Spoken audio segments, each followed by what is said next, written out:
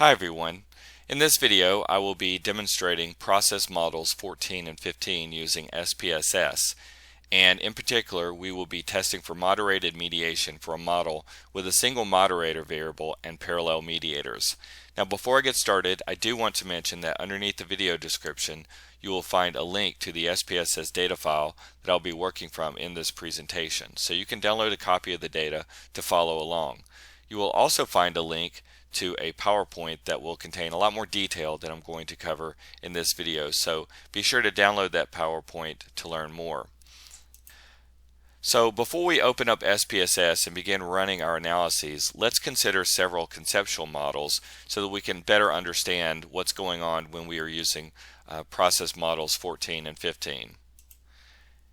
And we'll begin with just the standard mediation model with three variables. And in process, this would actually be model number 4. So what we have right here is a standard mediation triangle where we have an x variable, which is the independent variable, an m variable, which is our mediator, and a y variable, which is the dependent variable. And you'll notice that we have paths A, B, and C prime that are given right here. So each of those single-headed arrows represents a proposed direct effect of one variable on another, and we compute the indirect effect of x on y as a product of paths A and B, and we use that product to test for mediation, basically testing the indirect effect to determine if it's statistically significant. And if it's statistically significant, then that would lend additional credence to the argument that we have mediation taking place. Now with process model number 14, we add in a moderator variable of path B. So you'll see that we have variable W right here, and you'll see that we have a path drawn from W to path B. And what that represents is the idea that the effect of the mediator on Y varies across levels of W. So what that would mean in a statistical sense is that the path coefficient B is not constant across levels of W, but rather it varies across levels of W. And then by extension, we would expect then that the indirect effect of x on y through the mediator would itself vary across levels of W. Now in process model number 15, all we're doing is we're adding this additional path right here from the moderator to path C prime. So path C prime originally is just simply reflecting a proposed direct effect of x on y, but in this case now we're not only specifying path B as being moderated by W, but also path C prime as being moderated by W. So now we'll build out a little bit further to a model that includes two parallel mediators, and this is going to be one of the models that we are going to be testing in the current examples. So here you'll notice that we've got two mediators between x and y. So you have M1, which is our first mediator, and M2, which is our second mediator. So here you see that we have our moderator variable W with an arrow pointing to path B1 over here, and also path B2 right here. So you'll notice that path A1 is essentially reflecting the predictive relationship between x, our independent variable, and the first mediator. Path A2 is reflecting the predictive relationship between x and the second mediator. And then obviously B1 and B2 are reflecting the effects of either mediator 1 or mediator 2 on y, with now W moderating those paths. Then in terms of process model number 15, all we're doing is adding in one additional moderation effect taking place, and that is where we have the moderator, an arrow pointing from the moderator to path C prime. Okay, so now we can think of process models 14 and 15 being comprised of three different regression submodels, if you will. And the reason why I'm going to cover this is because this is how the output will be broken out when we run our analyses. So you'll notice that the first model and the second model, these two models are going to be exactly the same between process 14 and process models 14 and 15. So the first regression submodel, we have x predicting M1. The second regression model, we have x predicting M2. And where the models diverge is with respect to the regression submodel number 3.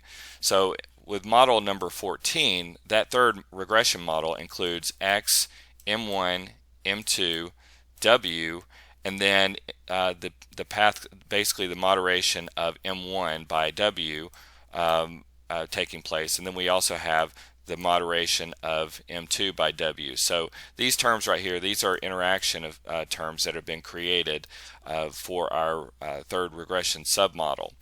In submodel 3, we have all of those previous effects plus the interaction between X and W that's provided right here.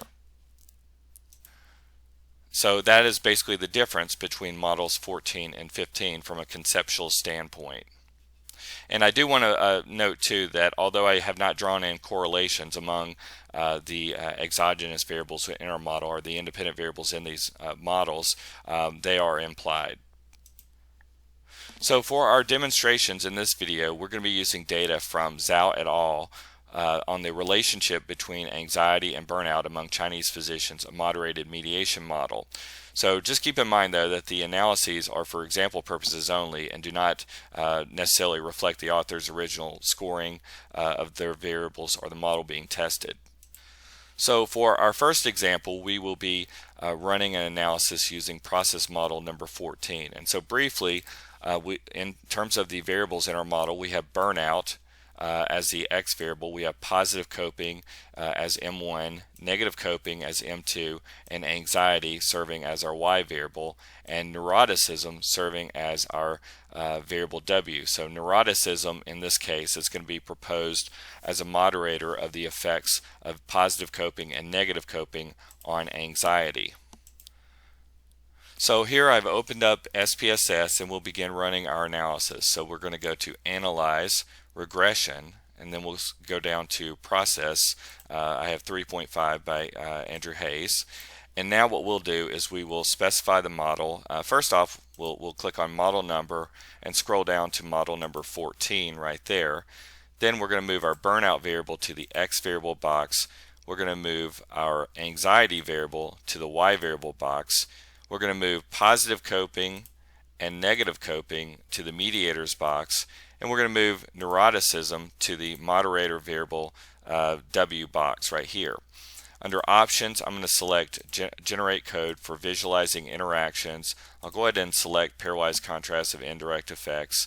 In terms of the construction of products, I generally prefer to mean center my continuous variables that define products. And really all of our variables are being treated as continuous in this analysis.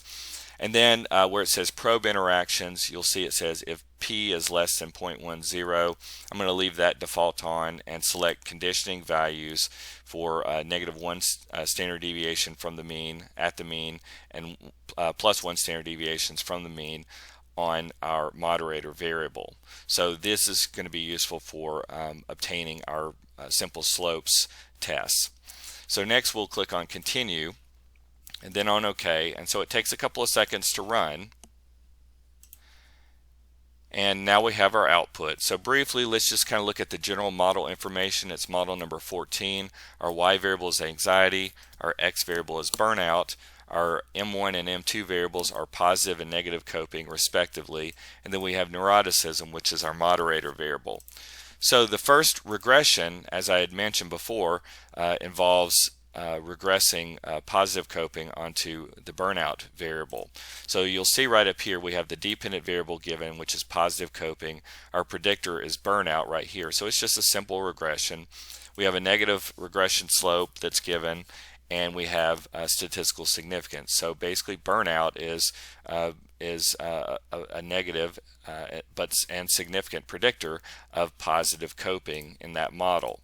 When we scroll down a little bit further, we have our negative coping variable that is regressed onto burnout. So you can see that we have a positive regression slope and we have statistical significance. So burnout is a positive and significant predictor of negative coping in that second model.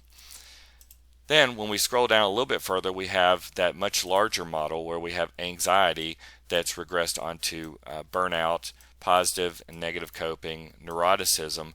Interaction 1 right here is given as the interaction between positive coping and neuroticism, and INT2, which is the second interaction, is the interaction term that's created by multiplying negative coping and neuroticism. So as you can see in this model right here, this coefficient related to the burnout predictor is positive and significant. And just keep in mind that this right here is actually, this value is going to be the path C prime that I was noting earlier. So this is the direct effect of burnout on anxiety. So burnout is a positive and significant predictor of the anxiety variable. You'll notice that the regression slopes for positive and negative coping and neuroticism, all of these are actually conditional effects, and I actually cover that a little bit more in depth in the PowerPoint. But you can see that with respect to the regression slope for the positive coping variable, that it is negative and statistically significant. So there's our p-value over here for that regression slope. So basically the predicted slope at the mean on neuroticism is negative 0.0866 and is statistically significant. Then you have the negative coping slope as well, and again this is a conditional slope, so this is the slope we would expect at the mean on for those individuals falling at the mean on neuroticism. So we have, it's positive and we have statistical significance. Then we have the neuroticism slope that is given right here, and you can see it's positive and we have statistical significance right there. Now with respect to the interaction terms, you can see that the first interaction term, basically the interaction between positive coping and neuroticism, that is not statistically significant. But the second interaction term that we have right here, it's positive and we have statistical significance. And that second one is again reflecting the interaction between negative coping and neuroticism. So the next portion of our output is useful for probing significant interactions. And I do want to draw your attention back. When we ran our analysis, or we went through the macro right here and under options, you'll notice that we had this probe interactions if the p-value is less than 0.10. So if the p-value for our interaction term is less than 0.10, then we would be generating simple slopes test in order to probe a significant interaction. It turns out that right here for this first interaction term we did not have statistical significance, so no simple slopes tests are going to be provided, but we do have a significant interaction with respect to the product of negative coping and neuroticism, so simple slopes test will be provided right there. So at any rate, as we scroll down, you can see that we only end up right here with code that will allow us to plot out the simple slopes for the effect of positive coping on anxiety at 1 standard deviation below the mean, at the mean, and 1 standard deviation above the mean on the neuroticism moderator variable. So to do that, we can just double click in this area within our output, and we can kind of scroll up here and find that code and highlight all of this all the way through the period at the end. I'm going to right click and copy, and then we'll go to File, New, and then we will go to Syntax. So basically what we're going to do is paste this in, and when we highlight it and run, we're going to get a new data set that is generated in SPSS, and this will allow us to plot out the simple slopes. Basically the simple slopes were not, the interaction was not significant, but we're just doing this to kind of walk through you know, some steps that you might be taking to probe any interaction if you wanted to. So we'll go under Graphs, Legacy Dialogues, and then go down to Line. Next we'll click on Multiple and then Define, and we'll click on Other Statistic. We'll move anxiety to the variable box, and we'll move positive coping to the category axis, because that mediator right there, positive coping, is being treated as, you know, a focal predictor in that particular regression submodel. And then we're going to add in neuroticism to the define lines box. Click on OK. And so now you can see that we have 3 regression lines that are presented, and the slopes look pretty much the same. but just kind of looking at this a little bit further, you can see that the blue line represents the predictive relationship between positive coping and anxiety for individuals that are falling 1 standard deviation below the mean on our neuroticism variable. The green line is reflecting the relationship between the two variables at the mean on neuroticism, and then the red line is representing the relationship at 1 standard deviation above the mean on our neuroticism variable. And just keep in mind too that the reason why this value right here is 0, that is the centered value for our moderator variable. So when you mean center the variable, the mean is converted to a value of 0, but the standard deviation is going to remain the same. So next, when we scroll down a little bit further in our output, you can see that we have essentially simple slopes tests that are provided at those 3 levels of our moderator, and this is with respect to the interaction between our negative coping variable, which is our M2 mediator, and neuroticism, which is our W variable. So you can see right here that in this column we have simple slopes that are generated at 1 standard deviation below the mean on neuroticism, at the mean on neuroticism, and 1 standard deviation above the mean on neuroticism. So you can see that all 3 of our simple slopes that are given right here, all 3 of those are positive and statistically significant. But the other thing to notice too is that the slopes appear to be increasing in terms of becoming more positive as we move from the lower value of neuroticism to the higher value. So you can see those values, those simple slopes are increasing. If you want to plot this out, we can still use this code right here. So this is for the for plotting out the simple slopes associated with that second interaction. So I'm going to highlight all of this code and right click and click on copy, and I'll go back into my syntax editor that I had used previously, and I can just kind of erase this and plot it in, plot this next set of code in, and highlight it and click on the green button. And in terms of the output, you'll get something like this, but the problem is you can't generate those lines. You just have points at different combinations of neuroticism and negative coping. So that's why I like to go back to my data set over here that's now been created and plot out the simple slopes this way. So we'll go to Graphs, Legacy Dialogues, click on Line again and Multiple, click on Define, and we'll move anxiety, and we'll click on Other Statistic and move anxiety to the variable box, negative coping to the category axis, and neuroticism to the Define Lines box, and click on OK.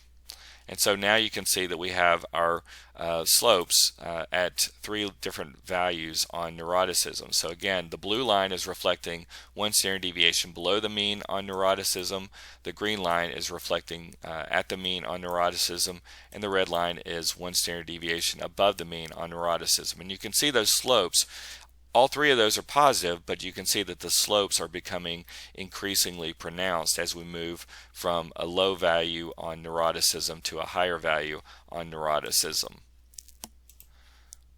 So if we go back into our output, you can see the next section gives us more information on the direct and indirect effects in our model. So it's this section right here. The first piece of information right here, this is the direct effect of our burnout variable on our anxiety variable, and this is actually the results that are printed right here actually appear in that third regression model that I showed you earlier. So that third regression submodel. So there's the regression slope, and all of those values are going to be exactly the same.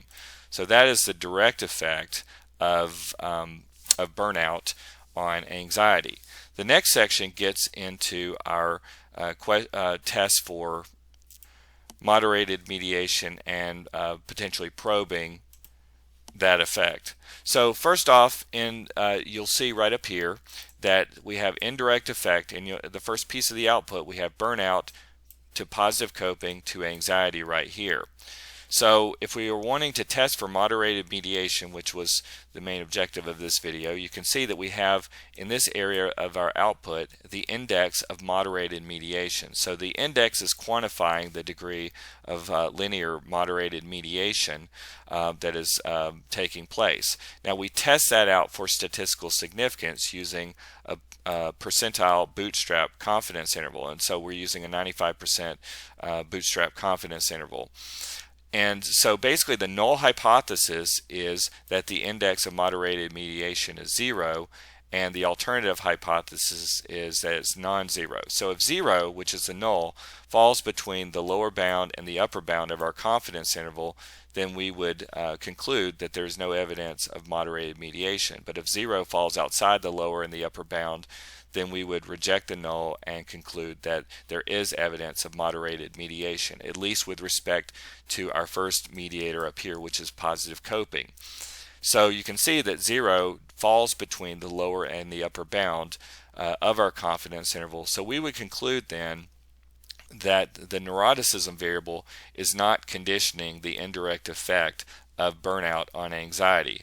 But nevertheless, if you want to go up here, you can see right here we have conditional indirect effects of the burnout variable on anxiety through positive coping at 3 levels of our moderator. So you can see right here we have 1 standard deviation below the mean on neuroticism, at the mean on neuroticism, and 1 standard deviation above the mean on neuroticism. So these 3 values right here, these are conditional indirect effects that are computed for the model, and you can test each of those out using the same confidence interval approach that we use below with respect to the index of moderated mediation. So you can see that 0 falls between the lower and the upper bound for this first interval. So this first indirect effect, or this first conditional indirect effect, would not be deemed as statistically significant. But we do see that 0 falls outside of the lower and the upper bound at the mean on neuroticism, and 1 standard deviation above the mean on neuroticism. So when we scroll down a little bit further, you'll see that we have the test of moderated mediation concerning our second mediator variable. So you can see we have indirect effect burnout to negative coping to anxiety right here. So the index of moderated mediation is this value right here, and so it's 0.0443. And we can test that for statistical significance using our bootstrap confidence interval that's given. So 0, which is the null, you'll notice that it falls between the lower and the upper bound of this confidence interval. So we would once again conclude that we do not have evidence of moderated mediation. So in other words, we would conclude that neuroticism is not moderating the indirect effect of burnout on anxiety through the negative coping variable. But again, we can just take a quick look at our conditional indirect effects right here. You can see this is again 1 standard deviation below the mean, at the mean, and 1 standard deviation above the mean on neuroticism. So all 3 of these are our conditional indirect effects that are given, and all 3 tests of those indirect effects are statistically significant, or indicating statistical significance. So that's basically process model number 14. Now let's move on to process model number 15. And again, what I was noting is, as the difference right here, is that now we're adding in the effect of neuroticism on the relationship between burnout and anxiety, that direct effect. So that path C prime, we're going to be testing that to see if we have evidence of moderation taking place, along with the moderation of those conditional indirect effects. So now we'll go up to Analyze, go down to Regression, and then go to Process again. And we'll leave everything exactly the same except for changing model number from 14 to model number 15. One other thing that I didn't mention earlier, but I'll go ahead and mention, is the confidence interval defaults at 95% right here, and the number of bootstrap samples is defaulting at 5,000 right there. But you can certainly use little drop downs to change those if you want to do that. So we'll go ahead and click on OK. And again, it takes a few seconds to run the analysis. and we get our output. So you can see we have model number 15 up here. Anxiety is our Y. Burnouts are X variable. M1 and M2 are positive and negative coping respectively, and then we have neuroticism, which is our W variable. So looking at our first regression submodel where positive coping is regressed onto burnout, you can see that these results are exactly the same as what we saw previously with model number 14. And the same goes with respect to our negative coping mediator. So when we regress negative coping onto burnout, all of these results are the same as what we saw previously with model number 14. The difference again is now we're adding in our third interaction. So in this case, you can see down here it's got a product terms key. So INT_1 is the interaction between burnout and neuroticism. INT2 is the interaction between positive coping and neuroticism, and INT3 is the interaction between negative coping and neuroticism right here. And so looking at our output, you can see that burnout turns out to be a positive and significant predictor of anxiety. You can see that the conditional effect of positive coping in this model is negative and statistically significant. The conditional effect of negative coping on anxiety is positive and statistically significant, and that conditional effect of neuroticism is positive and statistically significant. You'll notice too, though, that our interaction 1 is basically a positive. We have a positive regression coefficient, and we have statistical significance there. So there is an interaction that is evident between burnout and neuroticism. But with respect to the second and third interactions, where we are taking the product of positive coping and neuroticism or negative coping and neuroticism, both of those interaction terms are not statistically significant. So just keep in mind that previously they were statistically well, at least one of them was statistically significant, but in this case neither of them are statistically significant after we've added in this additional interaction between burnout and neuroticism. So as we scroll through our output a little bit further, you can see that now we have output that will allow us to probe that interaction between burnout and neuroticism. So you can see that we have our conditional effects of the focal predictor at values of the moderator. So these are our simple slopes and simple slopes tests. So these are the simple slopes for the effect of burnout on anxiety at 3 different levels of neuroticism. So that's 1 standard deviation below the mean at the mean, and 1 standard deviation above the mean on neuroticism. So all 3 of those slopes are positive, and all 3 of them are statistically significant. But looking at this again, you can see that the slopes, even though they're positive, they appear to be increasing as we move from a lower value on neuroticism to a higher value on neuroticism. So we can then use our code that's given to plot out those simple slopes. So I'm going to double click in that arrow, that area, and I'll highlight all of this all the way through the period at the end and copy that, and then we'll go back into our syntax file, and at this point I'll paste that code in and highlight and run. Then we'll go to our new data set that's created that will allow us to create a more complete looking plot. So we'll go to Graphs, Legacy Dialogues, Line. We'll click on Multiple right here, and then Define right here. We'll click on Other Statistic and move Anxiety to the variable box. We'll move Burnout to the category axis and Neuroticism to the Define Lines box, and then click on OK.